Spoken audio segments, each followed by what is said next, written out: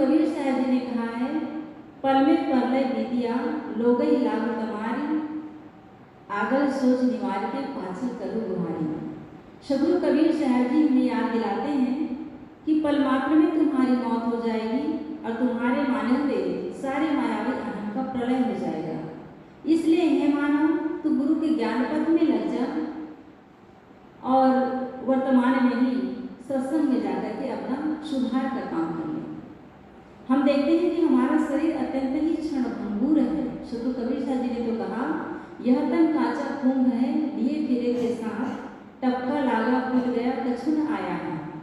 यह शरीर के लिए रूपक देते हैं जैसे कच्चा घड़ा हो। जब मिट्टी से घड़ा बनकर के तैयार होता है तो वो कच्चा होता है, लेकिन उसे अग्नि में पकाया जाता है तो कच्चा घड़ा इतना नाजुक होता है कि उसे जैसे तैसे उठाना भी कठिन होता है। तो शायद कच्चे घड़े का उदाहरण लेते हैं।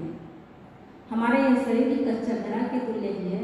जब मौत का झटका लगता है तो क्षण में ही समाप्त हो जाता है, और जब समाप्त हो जाता है तो अपने माने गए घर परिवार धन संपत्ति पद प्रतिष्ठा कुछ भी नहीं रह जाता। साहब इसी के लिए कहते हैं, पल में परलय बीतिया, पल मात्र में तुम्हारी मौत हो जाएगी। यहाँ 34वां में कहा है, छच्छा छिन में परलय सब मिट जाएगा। क्षण मात्र में तुम्हारा प्रलय हो जाएगा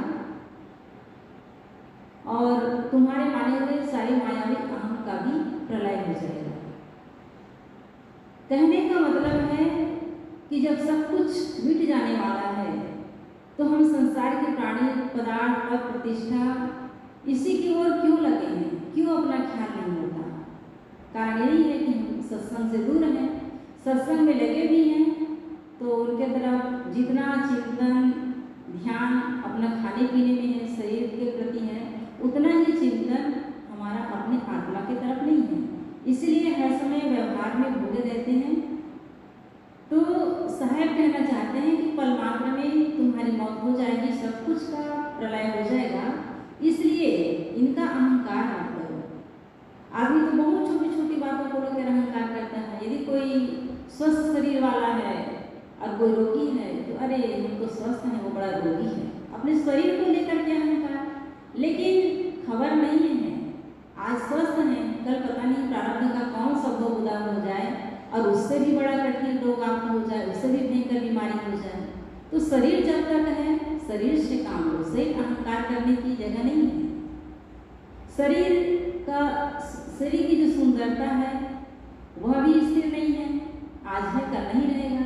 कोई कितना ही सुंदर क्यों ना हो, चाहे वो विश्व सुंदरी ही क्यों ना हो, कब किसके जीवन में क्या घटना घट जाए कुछ नहीं कहा जा सकता। कई बार आदमी कहीं जा रहा होता है और बस जरा सी ठोकर लगी और ऐसे गिर जाते हैं कि हमेशा हमेशा के लिए उनके शरीर की सुंदरता खत्म हो जाती है।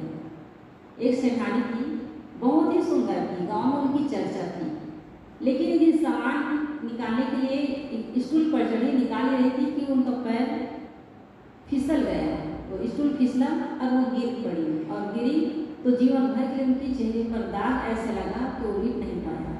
तो कहने का मतलब है कि ना तो ये शरीर स्वस्थ बना रहता है, न शरीर की सुंदरता बनी रहती है, ये सब चलते फिरते हैं, आते जाते रहते हैं। कितने लोग अच्छे कुल में जन्म ले लिए, ब्राह्मण कुल में हो गए तो नीची जाति वालों को देख करके हंसते हैं और कहते हैं कि हम तो ऊंचे कुल के हैं। सदगुरु अभिलाष सर जी ने कहा है, सदगुरु कबीर सर जी ने कहा है, कार्य बड़े कुल उपजे जोरे बड़े कुल हिनाई, जैसा फूल उजारे का मीठा लगे जल जाए। मतलब बड़े कुल में पैदा होने से क्या फायदा, तुम्हारी स्थिति वैसे ही है जैसे कोई जंगल में फूल खिला हो और उसको उनकी कोई उपयोगिता नहीं, वहीं वो खिलता है और छिड़ करके झड़ जाता है। ठीक ऐसे ही मनुष्य यदि ऊंचे कुल में जन्म लिया है तो उनकी उपयोगिता कम है जब उसके अंदर ऊंची बुद्धि हो, ऊंची सोच हो।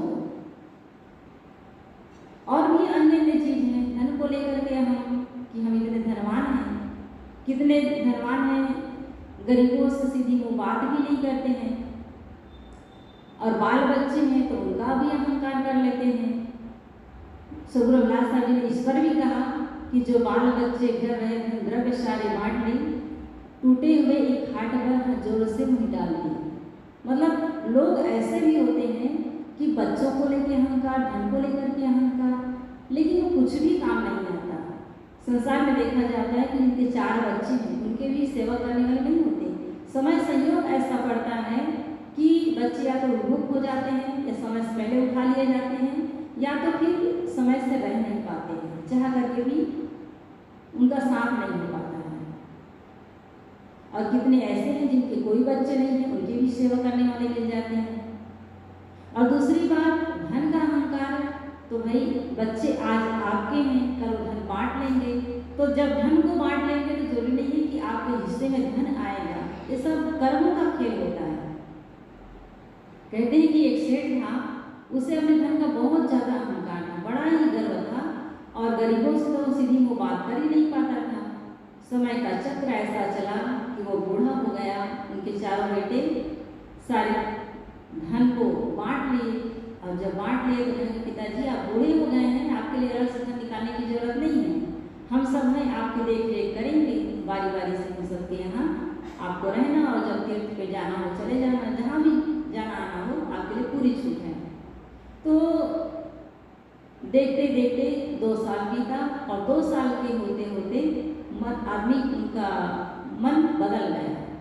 बड़ा लड़का कह दिया कि अब मेरे से आपकी सेवा नहीं होगी, आपको जहाँ भी जाना हो आप जा सकते हो, मैं सेवा नहीं करूँगा और नहीं खाने को दूंगा, मेरे घर पे मत आना।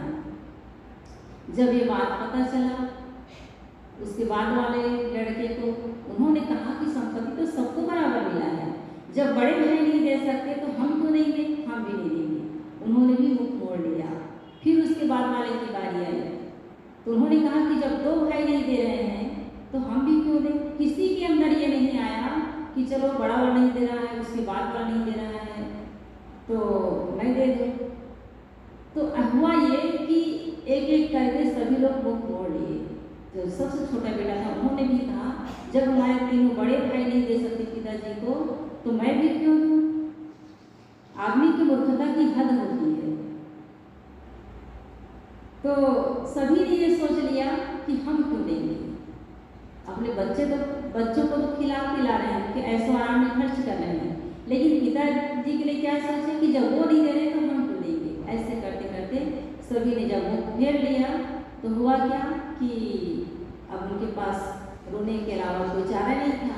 लेकिन वो जाए तो जाए किसके पास, जीवन में जब उनके पास संपत्ति था, गरीबों की सहायता नहीं किया, न ही किसी के साथ ठीक से बातचीत किया। समय गुजरा और वो जाते थे, लोगों की गलियों से जब गुजरते थे, कहीं चौराहे में बैठ करके उनको उदास, खिन्न और रोते हुए देखते, किसी को दया आ जाती, कभी कोई चाय दे देते, कभी कोई रोटी दे देते। और ऐसा करते करते सब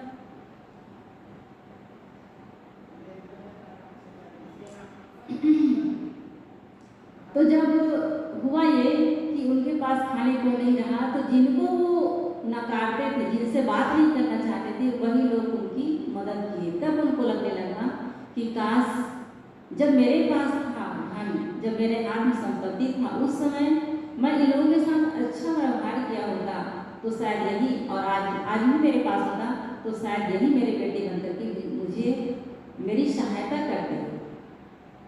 लेकिन अब पछताए होत क्या, जब चिड़िया चुग गई, खेत वाली बात थी, उनके पास सिवा पछतावा के और कोई चारा नहीं था। कहने का मतलब है, साहब कहते हैं कि शरीर के रहते तक तुम धन का, पद का, प्रतिष्ठा का, रूप का, जवानी का, सब कुछ का अहंकार करते हो, लेकिन जिस दिन शरीर मौत के मुंह में जाएगा ये सब कुछ खत्म हो जाएगा, कुछ भी तुम्हारे पास नहीं रहेगा। इसलिए इनका अहंकार छोड़ो और समय रहते अपने कल्याण के काम में लगो। इसके लिए साहब कहते हैं लोग ही लाभ कमाना, ये लोगों तुम अज्ञान नाशक ज्ञान के पथ पे लगो। मैं शरीर हूँ, ये सब मेरे हैं, ऐसा मानना ही अज्ञानता है। लेकिन यह जान लेना कि ये शरीर है, प्रारब्ध बस मिला है और इस शरीर में